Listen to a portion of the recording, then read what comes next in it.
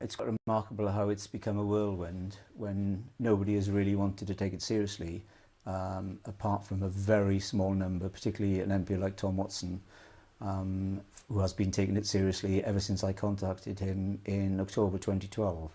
But now the mainstream media are clearly taking up the issues that have been around for 20, 30 years that should have been taken up a very long time ago.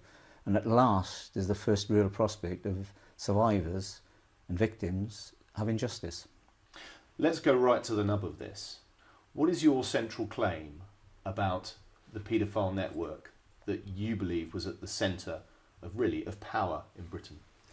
I believe that there is strong evidence and an awful lot of information that can be converted into evidence if it's investigated properly, that there's been an extremely powerful elite amongst the highest levels of the political classes for as long as I've been alive, and I'm 65 now. And there's been sufficient reason to investigate it over and over again, certainly for the last 30 years.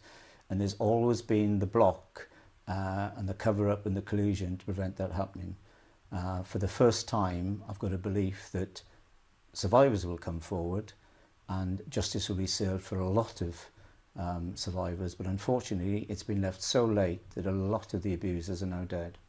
But we're looking at the Lords, we're looking at the Commons, we're looking at the judiciary, we're looking at all institutions where there'll be a small percentage of paedophiles and a slightly larger percentage of people who've known about it but have felt that in terms of their own self-interests and self-preservation and for political party reasons, it's been safer for them to cover it up rather than deal with it. Over many, many years, I've spoken to a considerable number of victims, and most recently, victims of perhaps the most powerful elite group of paedophiles.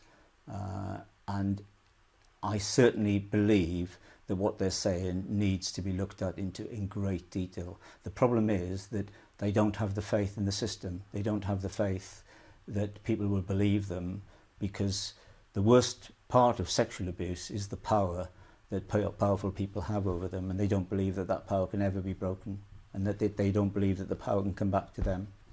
Help me understand what they say about what was done to them. Unfortunately, they find it very difficult to go into great detail about the exact details of the abuse. When it comes to a police statement, they clearly realise they need to do that, but they quite openly talk about rape and beatings. And being moved around. And being moved around and being a parcel, really, literally, as crude as a lump of meat just taken from one place to another and abused.